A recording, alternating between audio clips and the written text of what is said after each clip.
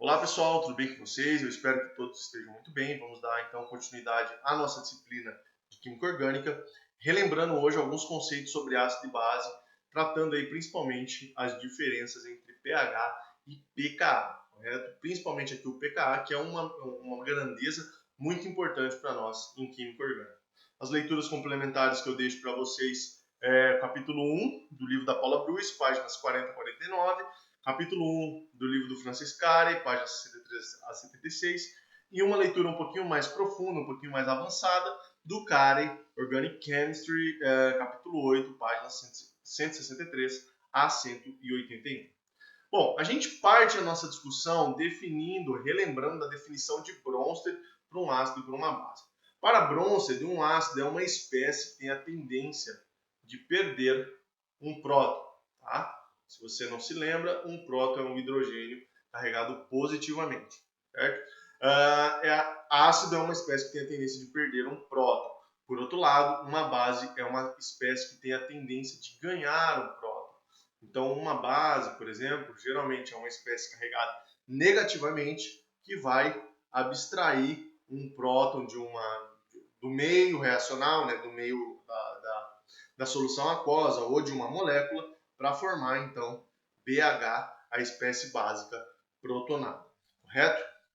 A primeira pergunta que a gente surge é: como mensurar a acidez e a basicidade de uma solução aquosa? E aqui eu já começo a discriminar pH de pKa. Quando a gente fala em pH, a gente está falando da acidez e da basicidade de uma solução aquosa. Percebam, imagine que eu tenha HA sendo colocado ali um ácido, né, colocado em solução aquosa, e nós vamos ter a formação do íon hidrônio e da respectiva base. Percebam que todo ácido, ó, vou desenhar aqui, ácido, ele tem a ele uma base conjugada atribuída. Então, esse ácido vai perder um próton e ele vai gerar uma base conjugada, correto? Da mesma forma, a água nessa reação aqui, ela está funcionando como base. Ela tem um par de elétrons não ligante que vai abstrair esse próton para formar o íon hidrônio. Ela sendo uma base, ela vai ter atribuída sempre a ela uma espécie ácida conjugada. Um ácido conjugado.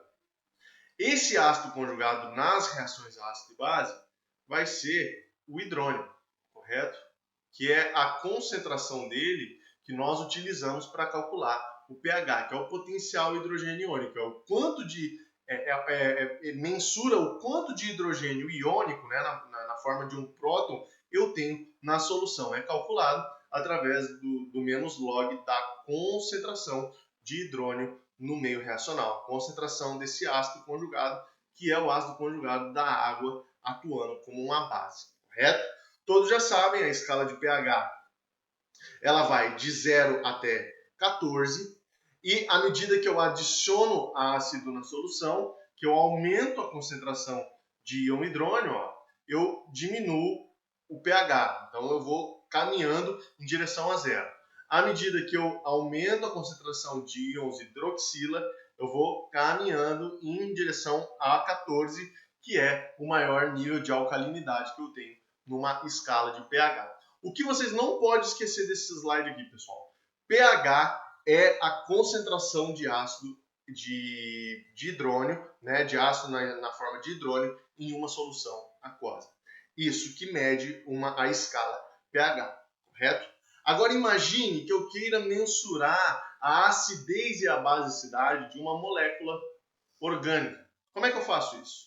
Bom, através da fórmula, né, das equações que envolve constantes de equilíbrio, que a gente começa a desenvolver o raciocínio para chegar numa grandeza que mensura o quão ácido e quão básico é uma molécula orgânica. Vamos analisar primeiramente uma reação que seja irreversível, ou seja, que ela vai apenas em uma direção. A velocidade de uma reação irreversível qualquer, por exemplo, ela tem uma constante K relacionada a ela, e essa constante é multiplicada pela concentração dos reagentes, sendo esses reagentes elevados aos seus respectivos coeficientes estequiométricos. correto? O que é uma reação irreversível? Ela vai apenas em uma direção. Ela vai apenas na direção dos produtos, por exemplo. Já uma reação reversível, ela vai tanto na direção dos produtos e quanto na direção dos reagentes. Consequentemente, ela tem duas velocidades, uma velocidade direta e uma velocidade indireta atribuída a ela. Como moléculas orgânicas vão ser ácidos fracos, não vão ser ácidos fortes, por exemplo, como HI, né, ácido iodídrico, mais água, é uma reação direta, porque todo ácido iodídrico vai ser consumido para formar hidrônio mais iodeto, correto? É um ácido extremamente forte. Uma molécula orgânica não vai ter, muito dificilmente, vai se comportar dessa forma. Ela vai, uma parte das moléculas vão ser desprotonadas e a outra parte vai ficar protonada, em solução aquosa, ok? Eu não estou considerando que eu estou colocando uma base externa nessa solução. A base seria a própria solução aquosa. Vai ser uma reação irreversível, ela vai ter um sentido direto e um sentido indireto. Quando essa reação atinge o equilíbrio, e o que é o equilíbrio? É quando a reação para, quando a velocidade da reação direta se iguala à velocidade da reação indireta. Tá? Quando eu não tenho mais acúmulo de nenhum dos lados, as duas velocidades se igualaram. Quando ela atinge o equilíbrio, a gente pode igualar as duas equações e chegar aqui no final, deixando a constante da equação direta, a constante da equação indireta em relação à constante da equação direta. Toda vez que eu divido duas, isso é uma operação matemática, toda vez que eu divido duas constantes, eu chego a uma nova constante resultante. Percebam que essa constante de equilíbrio aqui, ela está deixando a reação inversa em função da reação direta. Ou seja, ela vai me dar um valor que vai me dizer o seguinte: se eu tiver a constante igual a 1, por exemplo, é porque a concentração dos produtos e a concentração dos reagentes é a mesma, está 50 por 50. Se eu tiver uma constante maior que 1, o que ela vai me dizer? Que eu vou ter o equilíbrio se deslocando para os produtos. Eu vou ter mais produto do que reagente. Percebam, né? Está em função da constante da reação direta. Se eu tiver a constante K menor que 1, ela vai me indicar que está sendo favorecido os reagentes. Então, o equilíbrio está deslocado para os lados dos reagentes, correto? Então, a constante de equilíbrio, ela me dá essa noção de uma equação, de uma reação que é reversível, o quanto que eu tenho de produto e o quanto que eu tenho de reagente, correto? Se nós considerarmos, então, a dissociação de um ácido que seja relativamente fraco, certo? Porque um ácido, vou voltar lá no HI. HI, H2, vai formar tudo hidrônio, correto? Vai formar tudo hidrônio mais I menos. Se eu tiver aqui 1 mol de HI e colocar em solução aquosa, eu vou ter 1 mol de hidrônio. Tá? Eu não vou ter uma reversibilidade. Eu não vou ter reação indo e reação voltando. Não, toda reação vai, toda reação é irreversível. Quando eu tenho reações no equilíbrio, ó, que se estabelece um equilíbrio, as duas equações, os dois sentidos de reação acontecendo, eu posso usar um Ka, né? Eu transformo constante de equilíbrio em constante ácida se eu estiver falando da dissociação de um ácido. Como é que eu calculo o Ka? Como é que eu calculo a constante de dissociação de uma espécie ácida? Os produtos que vai me formar, né? O íon hidrônio mais a base conjugada, e vou calcular apenas a concentração da espécie ácida. Por quê? Porque a água, ela é o solvente da dissociação. A dissociação está sendo feita em água, ela é o solvente. A variação de água vai ser muito pequenininha, porque tem muita água no sistema. Quando é muito pequenininho, eu considero ela como sendo uma constante 1. Então, ela é isolada da equação. E aí, para calcular o Ka, eu desconsidero a quantidade de água, correto? O pKa é o inverso, é o menos log do Ka. Percebam que no Ka eu tenho uma relação direta de acidez, de pH. Então, há uma relação diretamente proporcional que vai me dizer o seguinte: se eu tiver um valor muito alto de Ka, eu vou, consequentemente, prever que a minha solução vai ter um pH muito baixo, porque é diretamente proporcional. Se eu tenho Ka muito alto, eu tenho a concentração de hidrogênio iônico, a concentração de hidrônio muito alta também. Então eu consigo prever que a minha solução vai ter um pH muito baixo, ela vai ser ácida, ela vai ser bastante ácida. Em contrapartida, se eu tiver um Ka muito baixo, eu posso esperar que a minha concentração de hidrônio também seja baixa, e aí o meu pH tende a ficar neutro ou aumentar. Quando eu jogo para menos log, a minha relação vai ser inversa.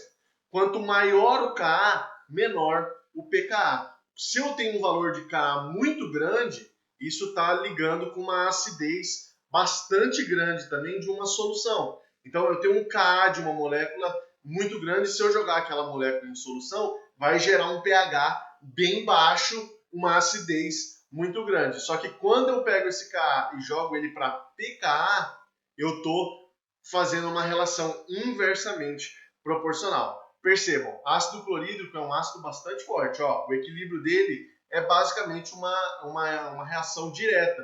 Vai para formar apenas íons hidrônios. O Ka dele é 10⁷ e o pKa dele é inversamente proporcional. Ó, cai num número negativo. Então, se eu tenho um Ka muito grande, eu vou ter um pKa bem pequenininho. Ácido acético já é um ácido orgânico, já é uma molécula orgânica. Percebam que o equilíbrio dele está mais deslocado em direção aos reagentes do que aos produtos. O Ka do ácido acético é 1,74 vezes 10⁻⁵. Já é um número bem mais baixo, estou saindo de -5 a 7. Já é um número bem mais baixo. O meu pKa aumentou, ele saiu de -7 e foi para 4,76. Então, qual que é a relação entre acidez, Ka e pKa?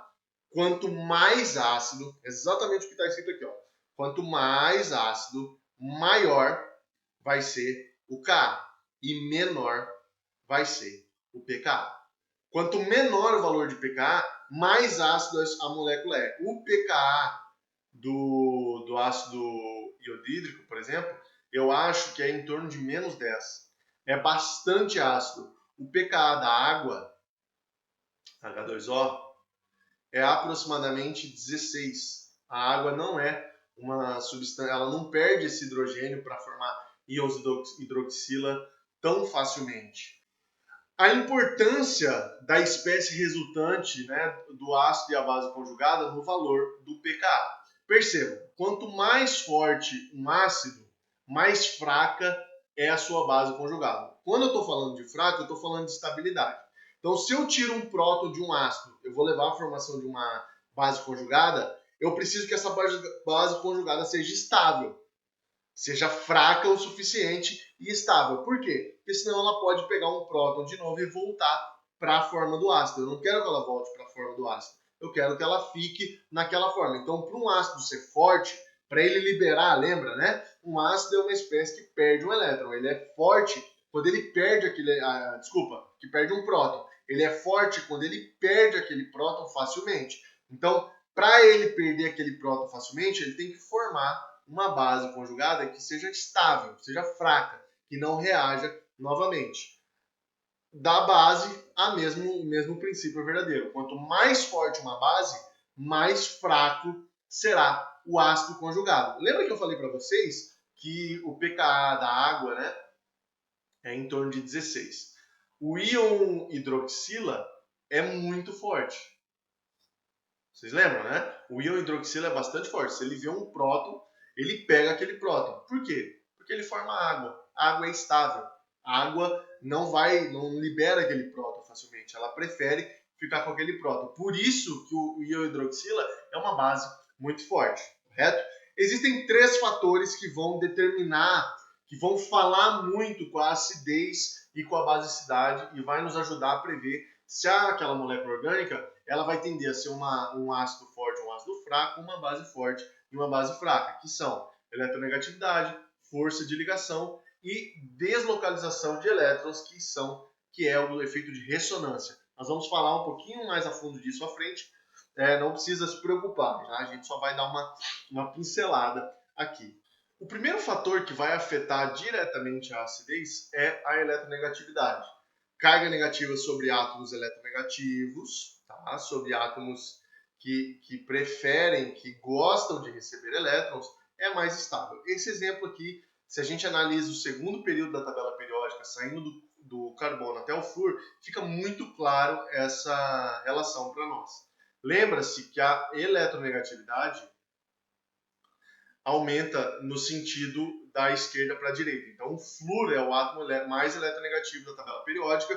Se a gente anda ali no segundo período, a gente vai ter ele muito mais eletronegativo que o oxigênio, que é mais eletronegativo que o nitrogênio, que é mais eletronegativo que o carbono.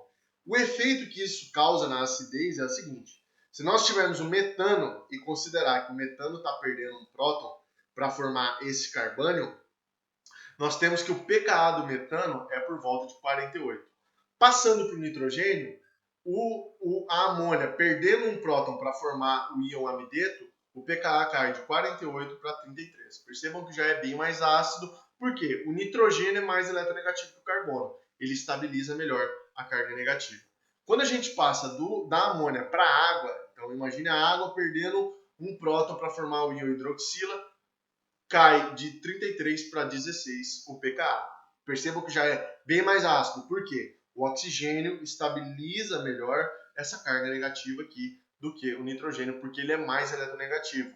Quando nós vamos para o ácido fluorídrico, que é o átomo, o flúor, né, é o átomo mais eletronegativo da série, o ácido fluorídrico, para perder um próton e formar fluoreto, despenca de 16 para 3 o pKa do ácido fluorídrico, mostrando que quanto maior a eletronegatividade do átomo que vai receber uma carga negativa na base conjugada, mais estável essa base conjugada vai ser. Isso quer dizer que íons fluoretos são mais estáveis que carbânios. Íons fluoretos são mais estáveis que amideto. Íon fluoreto é mais estável que hidroxila e, consequentemente, é uma base conjugada mais fraca, correto? Um outro fator importante é a força de ligação entre o próton e a espécie que vai, e o átomo, né, que vai formar a base conjugada. Quando a gente pega aqui na série dos halogênios, a gente pode definir que quanto mais fraca uma ligação ácido HA, né, que seria o ácido mais a espécie que vai formar a base conjugada, mais forte vai ser o ácido e menor vai ser o valor do pKa. Se eu tenho uma ligação fraca, ela facilmente vai ser rompida. E isso fica muito claro na série dos halogênios. Quando a gente tem aqui o HF, o ácido fluorídrico, para formar o íon fluoreto, pKa é 3, correto? Com o ácido clorídrico, o pKa já vai para menos 7. Por quê? O cloro ele é um pouco maior, ele tem um raio atômico maior que o flúor. Consequentemente, isso deixa que os núcleos tanto do hidrogênio quanto do cloro fiquem um pouco mais afastados. A ligação é um pouquinho mais longa e, consequentemente, é mais fraca. Esse efeito fica um pouquinho mais pronunciado no bromo, né? No HBr. Percebam lá, o meu pKa cai para menos 9. Tá? O bromo é um pouquinho maior, ele já estabiliza melhor essa carga, porque ele é maior, só que também a ligação é mais comprida, porque o raio atômico do bromo é bastante grande se comparado ao flúor, por exemplo. Sendo uma ligação mais comprida, ela tende a ser mais fraca e vai ser um ácido mais forte, até chegar no HI, o mais ácido da série, um pKa de menos 10. O iodo é muito grande, a ligação é bastante comprida e, consequentemente, é uma ligação mais fraca, o que gera um ácido mais forte, correto? Para finalizar, se a carga negativa pode ser estabilizada por ressonância na base conjugada, formando híbridos de ressonância, mais ácido será o composto. Então imaginem que eu tenho aqui dois exemplos, o ciclohexanol e o fenol.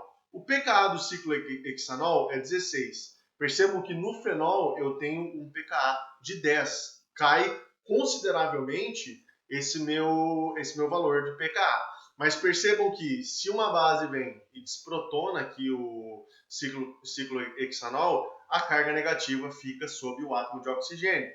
Já no fenol, quando uma base vem e desprotona o fenol, percebam que a carga negativa ela pode ser deslocalizada. Ela pode ser compartilhada entre outros átomos, levando à formação de híbridos de ressonância, ó, que são essas espécies aqui. Nós vamos voltar a falar disso, tá? A gente vai ter uma parte aí da nossa introdução só dedicada a espécies de ressonância. E com essa carga deslocalizada, a estabilidade da base conjugada aumenta.